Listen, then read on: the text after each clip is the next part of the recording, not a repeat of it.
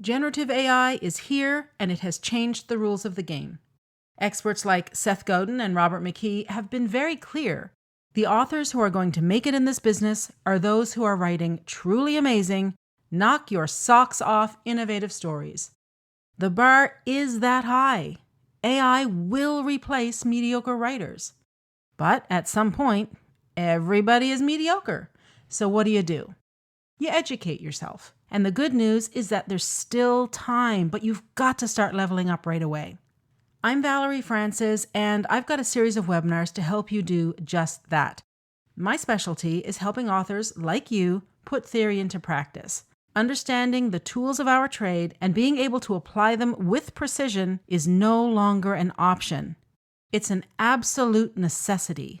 So go to valeriefrancis.ca/webinars for more information and sign up for the notifications. You can't afford not to.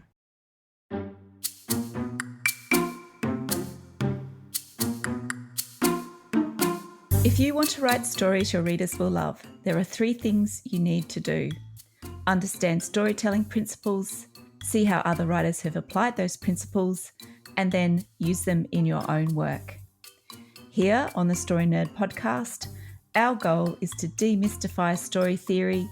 We'll help you with the first 2 steps so that you can get started with the third. I'm Melanie Hill, writer, editor, and poet, and I have a passion for spy stories, fairy tales, and master detective novels. And I'm Valerie Francis. I'm a writer and literary editor, and I focus on stories by, for, and about women. On today's episode, Valerie pitched Lady Bird so that we can study cast design. This 2017 film was written and directed by Greta Gerwig. And of course, there will be spoilers because we can't talk about the movie without talking about the movie. And please help other writers find our show by leaving a rating and review. For Apple Podcast listeners, you can do it right from your phone. Simply go to the show's landing page and scroll down to the bottom. It's that simple. All right, Valerie, I'm really keen to hear how you went with Lady Bird this week because I found it a bit of an interesting journey. So let's talk about cast design. An interesting journey. Well, now you've piqued my interest. Okay. Well, I chose Lady Bird this week because, to be honest, one, I wanted to watch the movie because I hadn't seen it before. But I also hoped, given what I did know about it, that it would be a good example of cast design. And Melanie, I have to say, Greta Gerwig did not disappoint. Yay! I'm so happy I can say that. It would have really bummed me out if this hadn't been a good movie. Oh, I agree. I would have been so disappointed too. And also, since we're doing this movie this week, I think it's a terrific contrast to Love, Simon, which we did last week. Now, both movies are maturation stories about teenagers discovering who they are and finding their place in the world. But the films themselves could not be more different, especially when it comes to cast design. So, if you have not yet listened to Love, Simon, go and do that. I encourage you to go back and listen to it from last week and listen to this episode and watch the movies, and you'll see exactly what I mean. So, in case you haven't yet heard last week's, what I said then essentially was that Simon is not a dimensional character.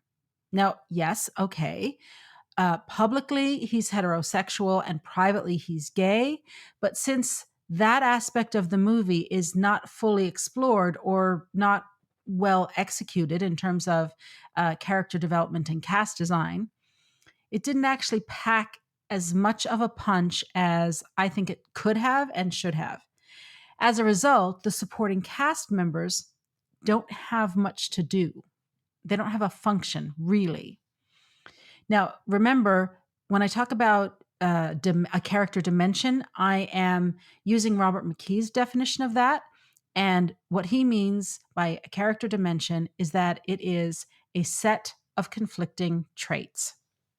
Now, when I introduced the concept of cast design back in the first episode this season, and that was the one we did on August Osage County, here's what I said then. The idea behind cast design is that every major character in your story exists to bring out an aspect of your protagonist. In other words, your main character develops because of her interaction with other characters. Therefore, when we talk about character development, what we're talking about is how a protagonist changes from the beginning of a story to the end as a result of the interactions she's had with the other characters in the story. So, when we think about cast design, we need to know who our protagonist is at the beginning of our story and who she'll be at the end. And then we need to create a cast of supporting characters that will make that transition possible. Unlike Simon, who has one underdeveloped dimension, in my opinion, Ladybird, by my count, has 6 dimensions, 6 fully realized sets of conflicting traits.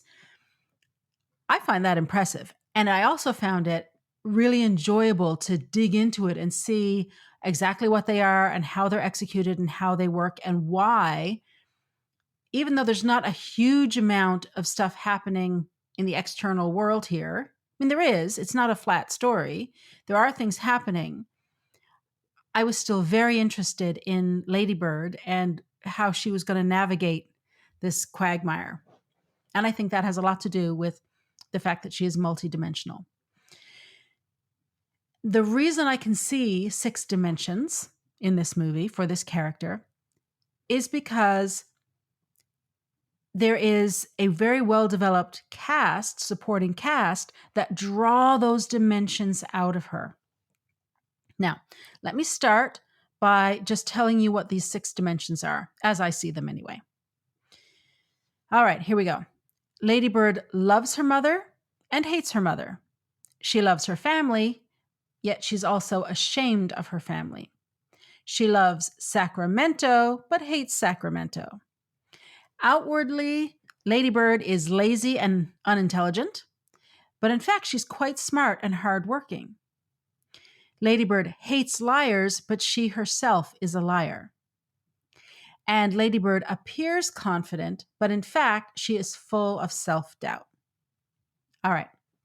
Now I'm going to take these one by one and just explain what I mean. So the first one that I said was that Ladybird loves her mother and hates her mother, and her mother is Marion.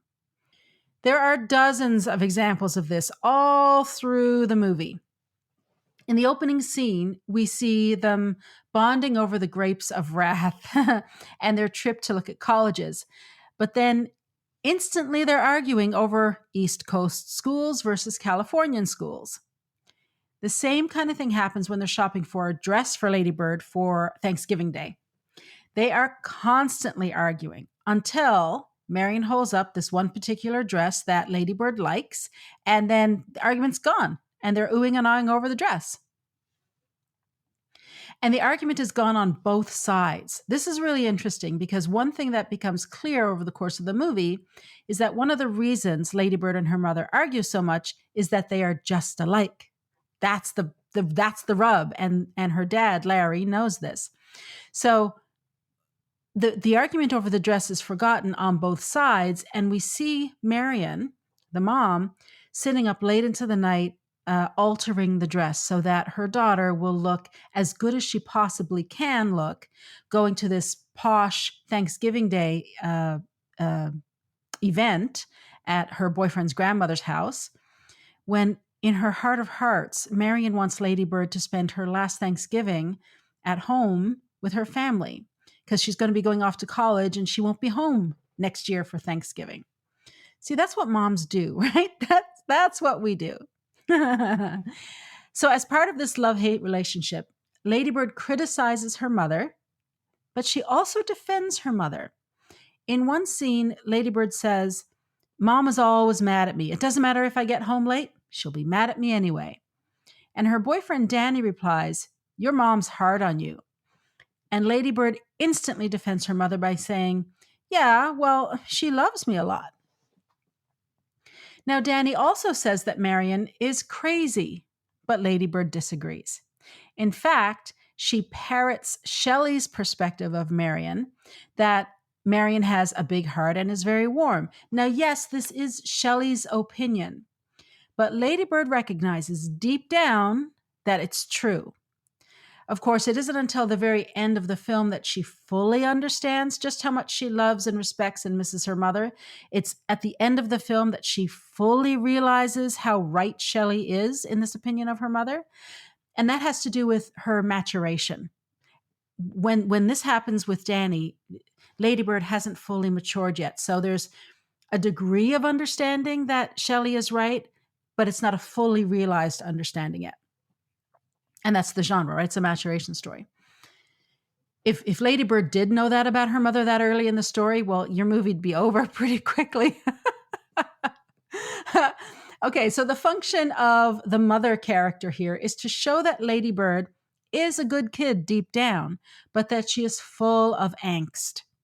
Now, some kids, when they leave high school and they go out into the world, they embrace it. They get excited about it. They can't wait for it.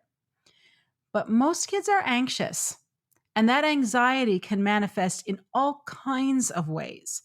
In Lady Bird's case, it's manifesting itself as lashing out at all of the authority figures in her life. Like her mother is the authority figure in the family unit, and Sister Sarah is the authority figure at school. Okay, so the second dimension that I mentioned is that Lady Bird loves her family, but she's also ashamed of her family. Now, it is clear that Lady Bird loves her dad, and they do have a good relationship. She hugs him. They have their secrets, right? Like she asks him to help her with the East Coast college applications and the scholarship applications, and he agrees without telling the mom. And at the end of the movie, the dad is the one who salvages Marion's notes out of the garbage and gives them to Lady Bird so that she can understand what her mom has been trying to say to her. And Lady Bird also defends Miguel and Shelley when Marion criticizes them and says that they don't have any jobs. And she says, well, they do have jobs. They're packing groceries, which is not a career in Marion's eyes, but they do have jobs. They're not just slobs hanging out, doing nothing, mooching off the parents. They are doing what they, to that point, can do. And Miguel has his own little maturation arc as well in this. Now, that said, Lady Bird has her father drop her a block from school so no one will see her getting out of an old car. She tells Danny she's from the wrong side of the tracks, and she dreams about how good her life would be and could be if only she lived in one of those upscale houses in the 40s. Yet, on the other side, when Christmas is very modest because of their financial situation, Lady Bird is understanding. And she's grateful for the fancy socks that her mother gives her because that's what her parents can afford that year. So the rest of the family members serve much the same function as the mom. They show what Lady Bird is like in private, at home, away from the pressure of school and the outside world. Now, Shelley is an interesting character here because I see her almost like Jiminy Cricket, like she's like Lady Bird's conscience, giving voice to what Lady Bird knows is a truth about her mother. Deep down, she knows this is true about her mother. She is a loving woman and a kind woman. But Lady Bird isn't yet mature enough to recognize that. All right, so the third dimension, Lady Bird loves Sacramento but hates Sacramento. Lady Bird keeps saying she has to get out of there and that she hates everything about it. The whole movie opens with her saying she wants to go to an East Coast school to get out of California. And she tells Jenna how much she hates Sacramento. Jenna, of course, loves it there and intends to have daughters that she will send to the same high school that she has gone to. However, for her college essay, Lady Bird describes Sacramento in a way that Sister Sarah says shows how much she loves the place. And this is news to Lady Bird. It's a truth that about her that was so deeply buried that she was not consciously aware of it. Now, Sacramento isn't exactly a character, but I see her hatred of it as a rejection of her childhood. which is normal for someone Lady Bird's age and normal for a maturation story. Certainly a maturation story that has to do with a teenager leaving high school and going off to college. So Lady Bird is breaking away from her childhood and stepping into adulthood. And of course, New York City represents her adulthood. And we all see how that goes in the early days, having her stomach pumped. All right, so the fourth dimension I mentioned is Lady Bird is outwardly lazy and unintelligent, but in fact, she's quite smart and hardworking. Now, Lady Bird is behaving in a way that leads her mother to believe that she isn't particularly academic, shall we say, and that she has a poor work ethic. And her mother calls her out. Like, this is the first scene. All this stuff is being established in this very first scene of the movie, which is, I thought, brilliantly done. Yet, it turns out that Lady Bird has an excellent SAT score. And she works very hard to get into an East Coast school. She's researching all the schools, and she's researching the funding programs and the scholarships, and she pays for the applications herself. And then she gets 2 summer jobs, all to help pay for the school that she goes to. So not only that, but Lady Bird actually has a much better handle on reality than Marion and others give her credit for. Because she wants to be called Lady Bird instead of her given name, which is Christine, people think that she is somehow out of touch with reality. However, when she lashes out at Miguel, her brother, and tells him that he'll never get a job with all his face piercings, we realize that Lady Bird understands perfectly how the world works. It's not that she doesn't understand the world or can't see it for what it is. It's that she longs for her personal reality to be different. That's why she's calling herself by a different name. And birds can fly away free, right? And that's what she wants to do. She wants to spread her wings. I mean, that's what all this is about. It's not a coincidence that she has chosen Lady Bird or that Greta Gerwig has chosen to call her Lady Bird. And Lady Bird, unlike her best friend Julie, understands that everybody gets a part in that play, even if they stink. And again, unlike Julie, Lady Bird also knows that there is no role of the Tempest, which is the role that Lady Bird has been given, that Julie says is the titular role. She said, no, it isn't. It's a made-up role, just so everyone has a part.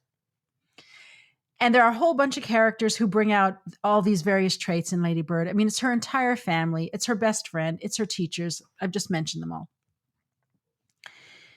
The fifth dimension that I find really interesting, because this is exactly the type of thing that we see in reality all of the time.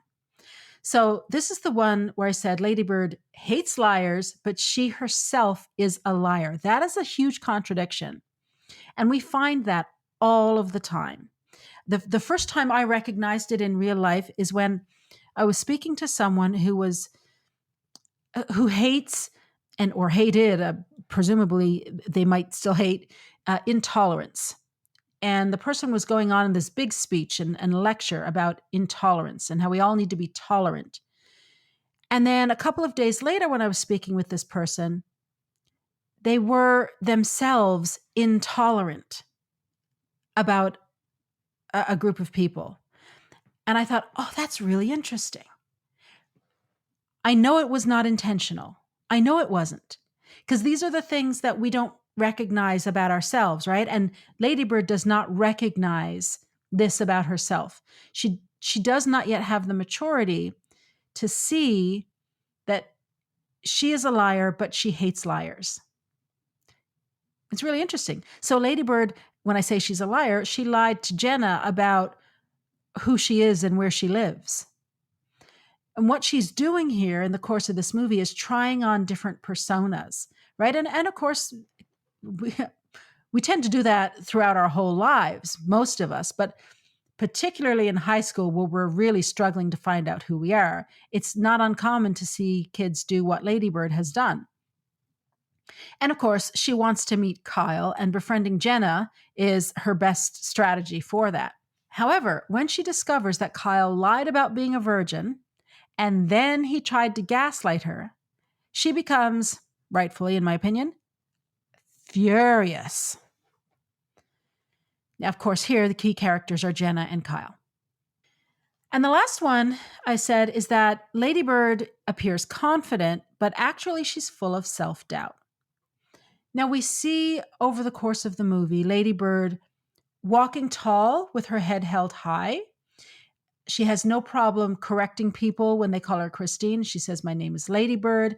She tackles the audition for the fall play, the fall musical.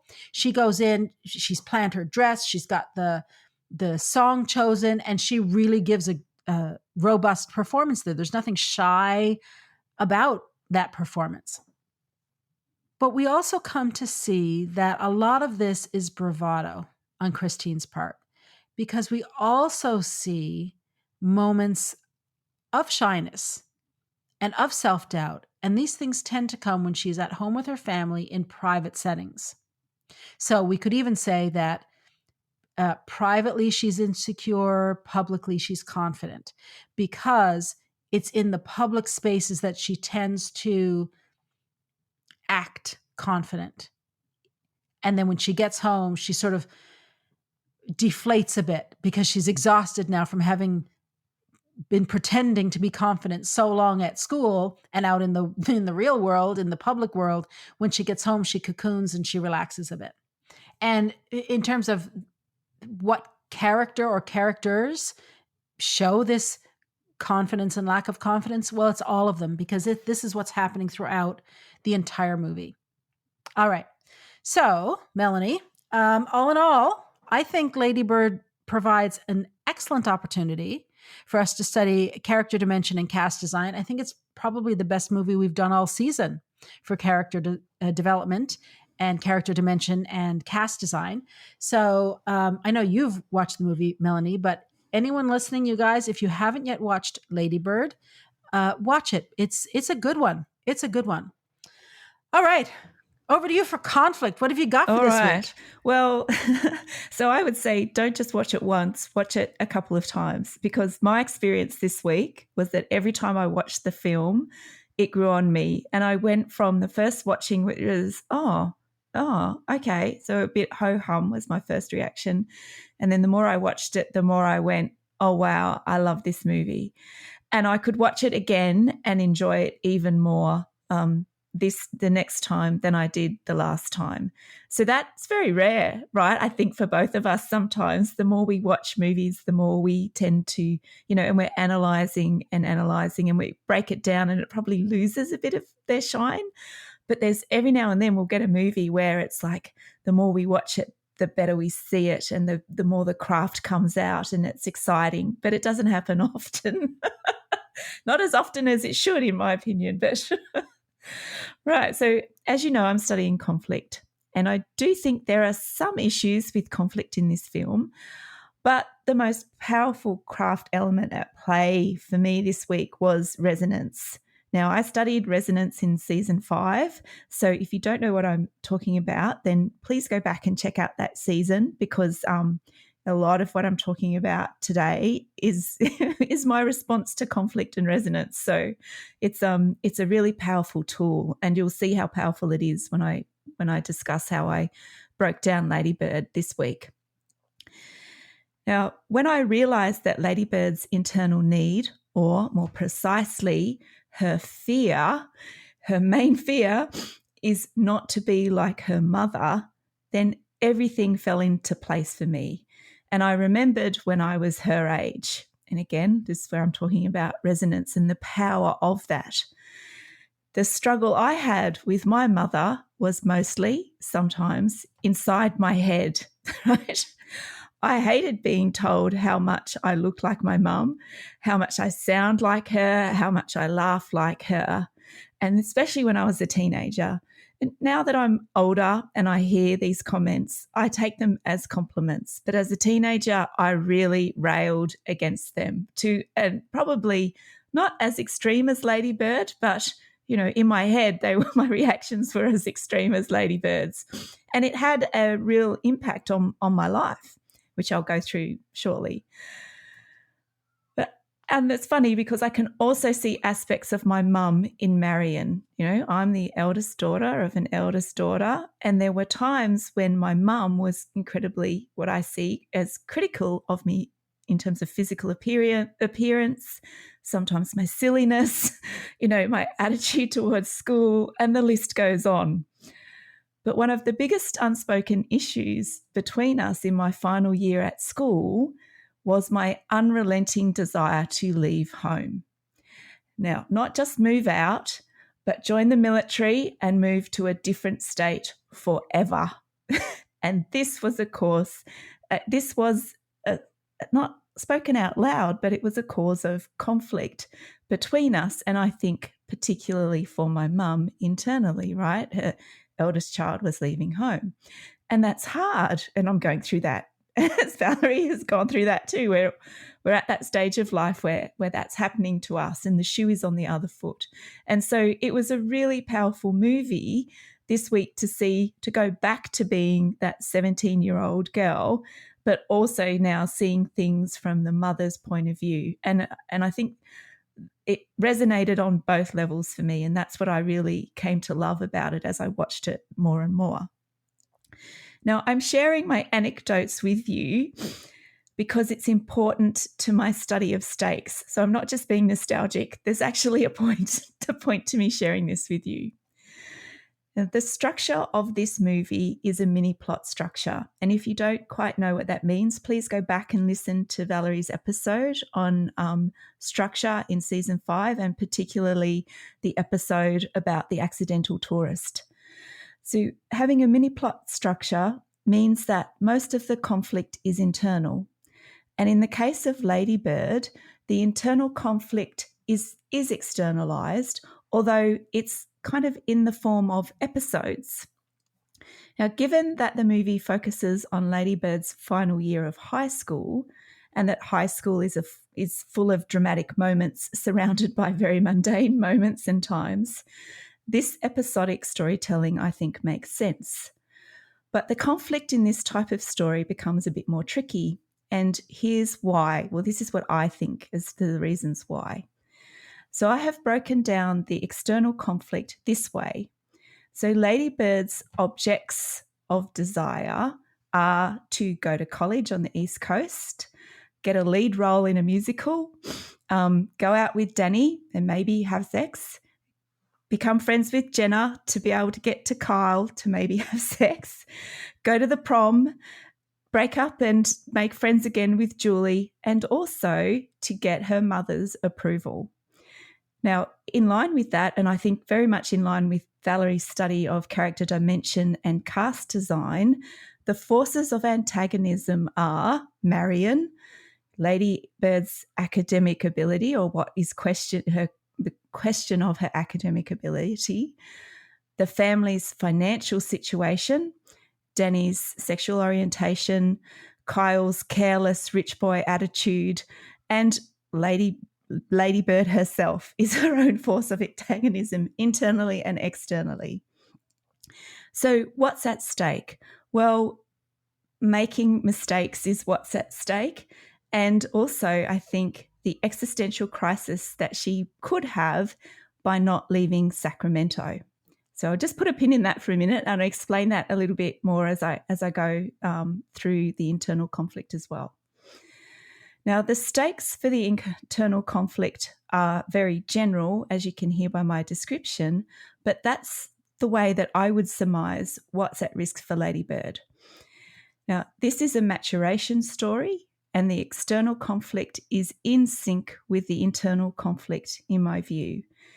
If Lady Bird doesn't make bad decisions, she would not have ended up making the phone call back to her parents at the end of the movie. And that is the point in the movie where we see the externalization of her character arc. So her internal character arc and the change that she's made.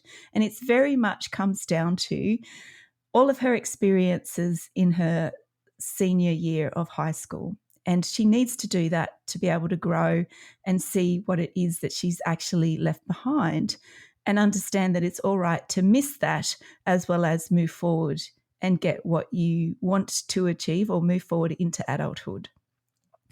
Now, I've identified the internal conflict this way. So what is Lady Bird's need or her fear? Well, she doesn't want to be like her mother. So who or what is the force of antagonism? It's her mother. And what's at stake? Being like her mother. And now that may sound a bit funny, but I actually think that at the heart of it, that's really the story that we're being told and the story that I definitely could relate to. Now, as I mentioned, when I first watched the movie, I struggled identifying the external states because of the episodic nature of the storytelling. But what I had to do was run towards my 17-year-old self and remember what was at stake for me if I failed to leave home. Now, it was everything to me. It was success over failure. It was recognition that I was good enough to be selected into a niche university. It was carving my own way in the world and making my own decisions, earning my own money, and starting a career, moving away, was also a rally against not being like my mother. So staying behind was a failure, and I would have been ashamed because everyone would have known that I didn't make it. Now, staying at home also meant being like my mum. And so this is why what's at stake for Lady Bird is she needs to be her own person, even if she is much like her mother. She needs to go through that journey to try and create who she is so that she can identify in a different way. Now, with the benefit of hindsight, I know that nobody apart from me cared whether I stayed or I went. And I also want to say that I do truly love my mum. I think I need to say that just in case, especially in case she ever listens to this episode. But leaving home is a massive milestone in a young person's life. And we have to fight against the force that wants us to stay. And this is what I think is the internal conflict for Lady Bird and why it's all hinged on her mother. So as you can tell, Lady Bird prompted me to consider a few things about telling stories, and more specifically, the way that women tell stories. Now, there are a great deal of theory books on stories and how to tell stories written by men who live in the Western world. And they are good books, but most of them address or refer to action in the physical world. The structure they use is centered on action and also about having agency, and this reflects their experience. They are told to work hard and work their way to the top because this is a world of merit and a world of material reward. However, women have not had and still do not have the same level of agencies. However, women have not had and still do not have the same level of agency. Our stories are about recognition, so it shouldn't surprise us that the type of stories women tell aren't about agency and reward. They are about recognizing ourselves and then the struggle to be recognized externally. And we do see this in Lady Bird. Danny lies to her about his sexual orientation, and Kyle gaslights her. She goes to a Catholic school, which includes, a lot of virginal iconography, unhealthy doses of shame and guilt, including the very funny and very poignant example of dancing closely to an opposite sex partner at the ball and being told to leave space for the Holy Spirit. We have nuns checking skirt lengths, and we also have Danny's shame about his homosexuality as well, which is a big thing, especially back in the 90s when all of that was being challenged by religious organizations. And we have all of this as well as the joy that teenagers get from breaking rules. So we also see the heartbreaking scenes between Lady Bird and her mother. Now, a mother who doesn't want her daughter to leave, but who's hurt and whose fear comes out in the form of criticism. These are women's stories. These are things that affect us and that we experience routinely. And it shouldn't surprise us that this is the content in the stories that we tell. As I look back over some of the movies we've watched for the podcast, the struggle to be recognised and to break free has been a constant in stories about women. Captain Marvel was being controlled and lied to. Her memories were twisted against her. And I also think about Cassie in Promising Young Woman and her struggle to get justice for her friend's rape. I think of Joan in The Wife, which is a story centered on recognition. And I think about Evelyn and her daughter in Everything, Everywhere, All at Once, which is a story about their relationship. But I also think about The Power of the Dog, which is a movie directed by Jane Campion about a woman who is tormented by her brother-in-law and her son's mission to save her. These stories do not fit the action-fueled world of the hero's journey or traditional story structure, and nor should they. We need broader and more representative stories in the world. And to give you an example, here's what I mean. Only 5% of top studio films at the moment, if you watch mainly US-based movies, are directed by women, and less than 20% of leading characters in mainstream films are female. So the struggle to be recognised is real. Now, if you've heard of the hero's journey, which I hope most of you have by now, then you've probably also heard about the heroine's journey and also the virgin's promise. The heroine's journey has a few iterations, and there's two that I'm just quickly going to touch on. So there's Maureen Murdoch's 1990 self-help book, which is described as the feminine journey is about going down deep into the soul, healing and reclaiming, while the masculine journey is up and out to spirit. And that's what her book, The Heroine's Journey, usually covers. And it really is a self-help book as opposed to a story structure book. And then we have Victoria Lynn Schmidt's version of The Heroine's Journey. Which is included in her 2001 book titled 45 Master Characters.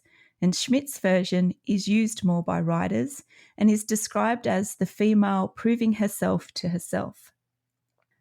Melanie Martilla says in her article Mythic Structure, The Virgin's Promise, and I quote, "The Virgin's Promise is all about the protagonist finding her own power and authentic self, breaking with tradition and bringing her family, town, or kingdom with her into a new way of thinking or living." Neither of these structures deals with the variety and nuanced women's stories we are starting to see. So why are stories like Lady Bird, The Wife, and even Captain Marvel important? Well, as Naomi McDougall-Jones says in her 2016 TEDx talk, the movies you watch don't just affect your hobbies. They affect your career choices, your emotions, your sense of identity, your relationships, your mental health, and even your marital status. Now, anyone who's listened to our first season of the podcast should not be surprised by the idea that stories tell us the way of the world. Valerie and I have repeated Lisa Crone's words many, many times. Right, so how does this all tie back to conflict? Well, I felt conflicted when Lady Bird didn't fit the framework that I had become used to seeing. And this is the framework that I've developed and presented a lot this season. So I was curious and I dug deeper. And what I found was the more I watched Lady Bird and the more it resonated with me, I didn't worry so much about the framework. There's conflict, but it's not the standard type of conflict we've been conditioned to search for in stories. So some of what I observed can be traced back to a mini plot structure, which is a deviation from the arc plot structure. And some of it can be traced back to a different type of story, one that is centered around recognition, breaking free of constraints, and presenting a woman's view of the world. And ultimately, I am now more receptive to these stories, and I will no longer view themes through the lens of male storytellers and male story theorists.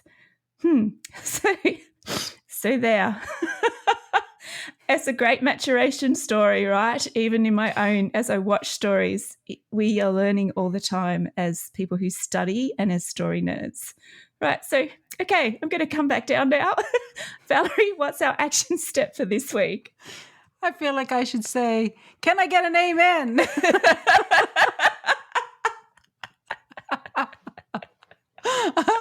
All right. Action step. Okay. So I may have given this one before, but if I have, well, what odds? Here's what I want you to do. I want you to make a list of your supporting cast and then articulate why those characters are in your story, because they have to earn their place in your story. Everything that's in your story has to earn its place there. So what are those characters bringing out in your protagonist? What purpose do they serve? That's your action step. Good luck. Have fun. All right, that wraps it up for this week. Join us again next week when we discuss The Lost Daughter. To support the show, please leave us a rating and review and tell your writer friends about us. For access to writing templates and worksheets and more than 70 hours of training, subscribe to Valerie's Inner Circle by visiting valeriefrancis.ca/inner circle and follow her on X, Instagram and Threads at Valerie_Francis. If you'd like to get my tips about books to help you read like a writer, visit me on Facebook and Instagram under Melanie Hill Author, or find out more about me at melaniehill.com.au. And remember, story theory doesn't have to be difficult. It's a tool to help you write more, not less. So take it one step at a time and have fun.